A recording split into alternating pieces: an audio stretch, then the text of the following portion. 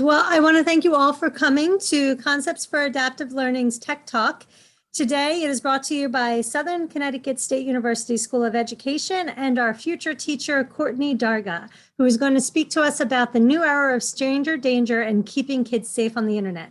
Courtney, thank you so much for your time. I pass it to you. Thank you. Yeah, I'm Courtney. I am an elementary education student at Southern. And like Jennifer said, I'm going to be talking to you about the new era of stranger danger. And I'm going to give you some tips on how to keep your kids safe online. So by looking at some of these statistics, a large portion of today's youth are actively engaging online with some sort of communication application. Most of the teens that are using these communication applications are actually regularly receiving online communications from strangers. And the surprising thing is that most of these kids aren't actually communicating this with their parents.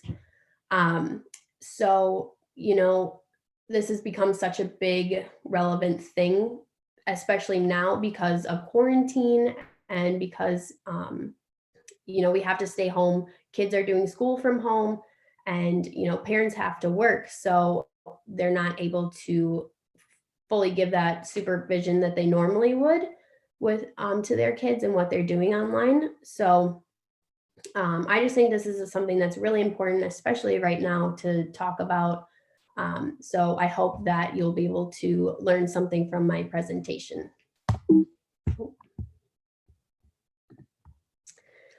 So some of the things I'm going to talk to you about today are some of the best practices that you can implement in your home, some of the technological solutions that you can use on your computer, and then some things to incorporate into your conversations with kids, as well as something that I thought was really important, some of the warning signs of your kids who that may possibly be talking to strangers. So the first best practice that I found was to designate a tech area in your house. So this could mean placing your computers in your living room, or having your kids use their tablets or devices in the living room or in the kitchen while you're making dinner. That way you can be around them and you can check in with them here and there. Ask them how their game is going, and you can kind of supervise what they're doing. And if they come into a problem, you're right there. They can come into contact with you and have you help them. And you can actually take this a step further and designate a block of time that they are able to use their devices freely. So whether it be like 3 to 4 o'clock, or 6 to 7, whatever works best for you in your home, so that you are able to be around them while they're using these devices. Another best practice that you could implement is going through their friends lists on their whether it's like social media or their gaming application. If they are not able to answer just simple questions like, what is their hair color? What are their full names? What kind of shoes do they like to wear? You could explain to them that this is not someone that you know in real life. This would be considered a stranger, and it's not safe to have strangers on your friends lists. So really just incorporating the idea in your house that we should only be talking to people that we know in real life. Another best practice that you could use is requesting their account credentials. I know some of like the younger kids, most of the time, maybe you might be creating their account with them. So you might already have their username and password, or, you share like an Apple ID for them to be able to download these applications. But you could just ask them, like, I want your username and password, so that you can monitor, who they're adding, who they're talking to, things like that, making sure that they're not giving out any personal information. So I think these are all some some of the really good ideas to implement into your house if they end up working for you. So some of the technological solutions that you could use on your computer is reach out to your internet service provider. A lot of them provide parental control options. So that way you can kind of control what websites your children are visiting. Maybe you could block some of the ones that have chat rooms that you just aren't comfortable with. You can also purchase and download security software, which I think it's Norton.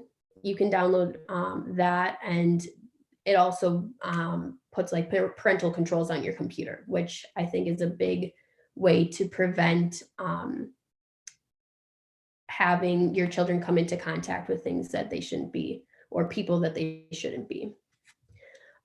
You can also disable location services on certain apps, which I think is nice because you can still keep the location services on their phones. So you can, if you like to see where they are, you still have that option, but they, for example, for Instagram, they're not able to post a picture and put their geotag on there that tells like the world where they are or certain places that they like to go to.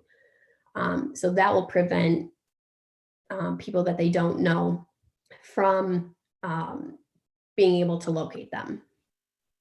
Another good technological solution is a lot of the game applications have parental controls. For example, Roblox, they have parental controls where you can go in and decide whether or not you want your child to be able to access the chat function. You can also see their friends lists, and this is reinforced by you can create a username and password, which prevents your child from going in and changing these parental controls, which I think is really nice.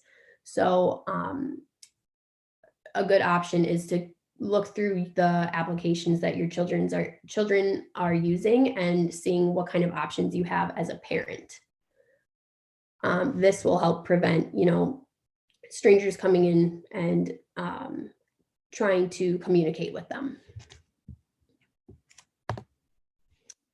So some of the things that you can incorporate into your conversation with your children are explaining the dangers of giving out personal information. And you can reinforce this by including an example so that they can actually understand that this does happen in real life and that there are people out there that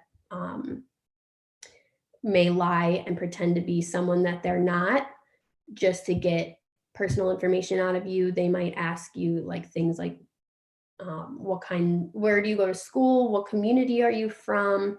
Things like that. And that you should just never give out those kinds of information, because you never know who it is behind that computer screen and who it is behind that account. So it might get into the wrong hands. And again, they should just not add anyone and who they don't know in real life, like what I kind of touched on with the friends list.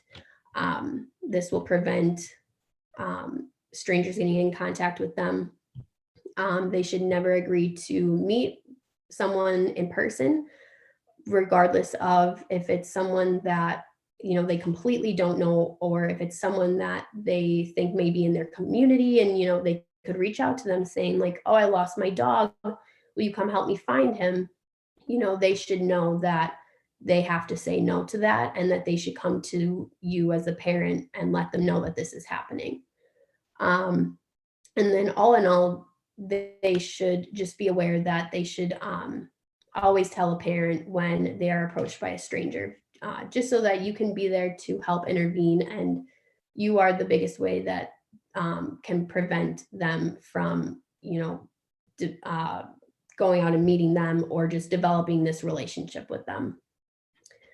And then, so the last thing that I want to talk about is some of the warning signs of a child who may be communicating with a stranger. They include spending long hours online, especially at night. They may be getting unknown phone calls, unsolicited gifts in the mail. They may turn off the computer or flinch when you walk in, and that may be a big sign that, you know, they're doing something that they shouldn't be doing. So I think that these are really important as parents to be aware of, just so that they can intervene if, you know, something is going on. So that is the end of my presentation, and I really hope that you guys were able to take something away from this and maybe implement it in your home, just so that, you know, we all can prevent strangers getting in contact with our children. So thank you.